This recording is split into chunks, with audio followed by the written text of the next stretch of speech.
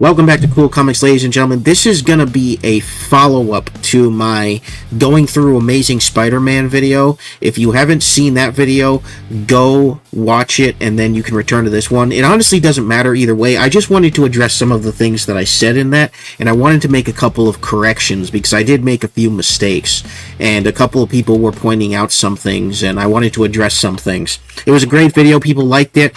But I wanted to address some of the criticisms, concerns, and some of the things that were mentioned. The first thing, and the title of this video, is that Steve Ditko deserves more credit than he got. His art is fantastic, but he had a heavy hand in plotting the books. He had a heavy hand in most of what he did, and the comment was from, let me find it here, because I want to make sure I credit them, because they're absolutely correct. This is from Michael slash or dash TN9WP. He said, "It's Steve Ditko's art and plotting does all the great storytelling. Stan added words, sometimes not matching the art. Stan gets too much credit when he worked with art pros already with deep careers in comics." He's absolutely correct when he says this. I gave him a heart and a thumbs up on this comment, and I said this. I said, "You're right about that. As an overall, Stan does take a ton of credit undeservedly and has for years, but Steve didn't do himself any favors by being so reclusive while Stan was out there taking credit doing interviews. I know that's just how Steve was, but inevitably what Stan did is going to happen unless Steve went more public while he was alive at the height of Marvel. Also, Steve had personal views the general public either didn't like or truly understand. As I understand it, he was more of an Ayn Rand type, an objectivist view of society, that sort of thing, if I'm understanding correctly. Please let me know if that's wrong. I don't have a problem with that, but a lot of people do, apparently. A lot of people have a problem with his personal politics, his personal viewpoints, which, is going to happen. I love Steve Ditko, and I think in all honesty he's the real genius, but his mistake was letting Stan do what he did when his role was similar. I'll be making a follow-up video to address this, and that's what I'm doing right now, is making this follow-up video, because Steve Ditko, not only for his art, but for his storytelling, deserves credit, because he did, as far as I understand, he did have a run of either Amazing Spider-Man or another Spider-Man series. Again, I'm just slowly going through the series as it happens. Stan Lee, for the most part, was just an idea guy that was working closely with Steve and other artists and other storytellers. And it's not to say that Stan Lee is a horrific liar every time. I'm sure there are times he's blatantly lied and taken credit for things that aren't his, and that's shameful. And you can tell when interacting with Stan, there are two Stan Lees. There's a Stan Lee that is, he's very excited about the heroes, and he did that whole series in the 90s about the artists because you could tell he really appreciated them. But I think at the same time, he ended up really taking advantage of a lot of artists, and he took advantage of a lot of their trust when it came to things like writing and things like that, and some of the contributions they made to writing and attributing them to things, But at the same time, you want to make sure that Steve Ditko gets the credit he deserves for co-creating Spider-Man. Because a lot of times, Stan has told stories where he has left Steve out, and it doesn't make sense. I don't know if he had a grudge with him towards the end. I don't know what the deal was. But Steve Ditko absolutely deserves the credit. But like I said in the comment, Steve was notoriously reclusive, okay? He didn't want to give interviews. His service, in his own words, was the comic books that he created. It wasn't him. He wasn't selling himself like a brand. Basically, he was doing the opposite of what Stan was doing, which was doing multiple interviews, going around, launching multiple programs to talk about the Marvel heroes and all of that. Steve wasn't interested in that. Steve was far more reserved. He was far more in the background, and that was to his detriment, I believe, in many ways. I respect that that's who he was, but he left a window open for Stan to jump through and basically take all the credit. And he had to have known that by doing that. I think he would have to have known that. If he didn't, that was horribly naive on his part.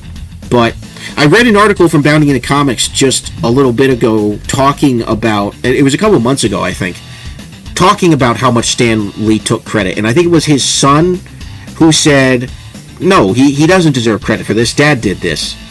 Dad absolutely did this. So they said, we love Stan, we respect Stan, we worked closely with Stan, but the reality is that Dad did this and Stan took credit for it. And this is the type of thing that happens in media with collaboration.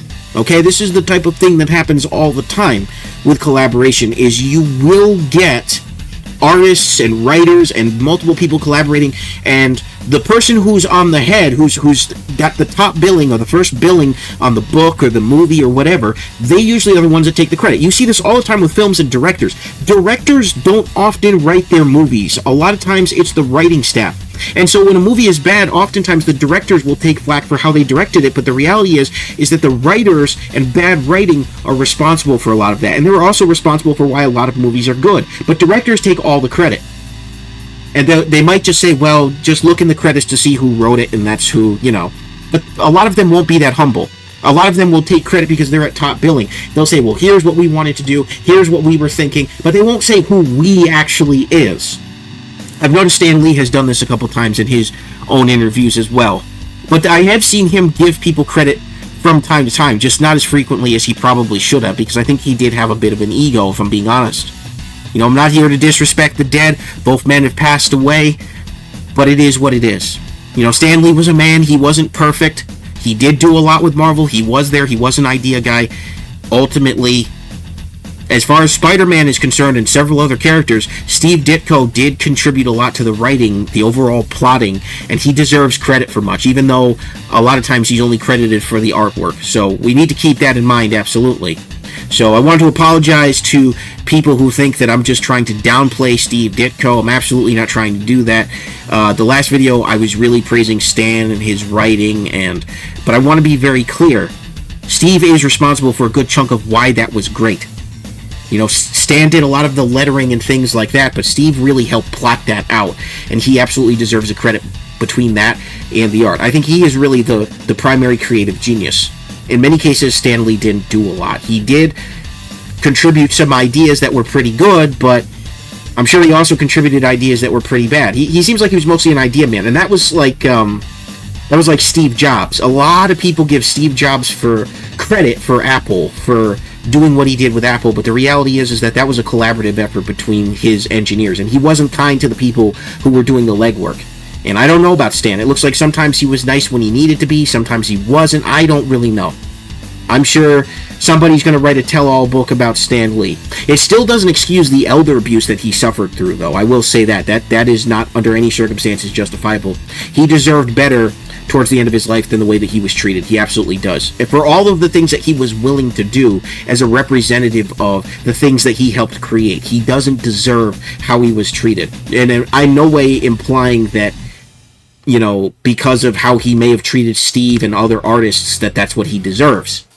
But I do think that he should have given way more credit to Steve. At the very least, he should have. And I want to make sure that I correct that mistake, because in that video, I didn't do a good enough job of giving Steve more credit for more of the plot-related things that he did, because, you know, the books themselves don't really mention it.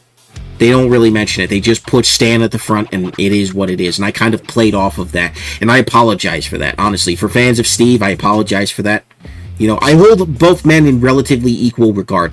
There's a couple of things about Stan that I'm kind of about, but I hold both men in equal regard for helping bring this character of Spider-Man and several other of the classic Marvel characters to the point of where they are today, for better or worse, at least when modern writers actually adhere to what was established. But the other thing I want to address before I get going here, and I will wrap this up soon, is I got a comment addressing why don't you put panels of what you're talking about in the video. Folks, I have to be very careful about what I show in terms of copyright, especially with something like comics. I know these are old comics, these are out of print mostly, but these are still Marvel comics that they have the right to. When you see videos like Comic Historian and others, they have to blur out bubbles. They have to do a whole bunch of other things if they want to show panels. You have to be very careful, because these companies, especially now that Marvel is owned by Disney, you have to be very careful when it comes to showing panels of actual books. Both for that and for spoilers. I also don't want to spoil things, because people were saying a static image doesn't really convey what you're talking about of just a cover if you're talking about specific moments, and I completely agree with and understand that. And I had to make the creative choice in my Amazing Spider-Man video to forego putting in panels, because I wanted to. I absolutely wanted to put in panels. I thought about that, putting in panels and just finding the images of the panels, because you absolutely can do that. But copyright is an issue with YouTube, and copyright is a major issue. I don't know if the YouTube algorithm would be okay with me using specific panels from old books that are still licensed by Marvel to be able to make that point, because that's like putting in clips of a movie. You know what I'm saying? So I have to be very careful with that. I still don't know fully if that's something that you can get away with or not. In the past, you could, but like I said, channels like Comic Historian have in the past put in panels and they've just blurbed out the bubbles. I think they did that because they were doing live readings of the comics, and they were just doing audios of the comics. I think that's more or less why they took out the word bubbles, and they just kind of whited them over whatever they did to edit. But there's a level of editing that goes with that I don't have the capacity to do at the moment, so you're going to have to accept covers for the time being. Doesn't mean in the future I won't ever change that, but until I know beyond a shadow of a doubt that I won't be copyright struck for adding panels, I'm not going to take that risk. And it's the same thing with showing clips. I just did a reaction to some old commercials, and it was very nail-biting because I didn't know what YouTube is going to come down on. And it's only been out for a few minutes, so I still don't know if it's going to get anything, if there's any copyrighted material, because YouTube is not as free as it used to be, ladies and gentlemen. I'm sorry. That's so wildly outside of my control. They are stifling creativity because of copyright, because Hollywood and the entertainment industry hates you.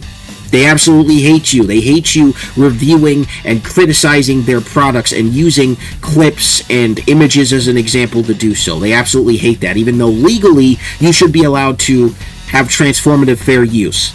You really should. So, again, I wanted to just address those two issues and do a quick follow-up to that video. Thank you very much for watching and leaving comments on this cool comic series. I'll be sure to continue it on. I'm thinking about doing a series going through the Amazing Spider-Man books, as many as I can from the 1963 era onwards, and just giving an overall summary and review and having people talk about them. Let me know if you're interested in that in the comments down below. I'd have to create a whole new presentation for that. But thank you very much for watching. This has been Super Koopa TV with another edition of Cool Comics. I will see you guys next time. God bless. Have a good one. Peace.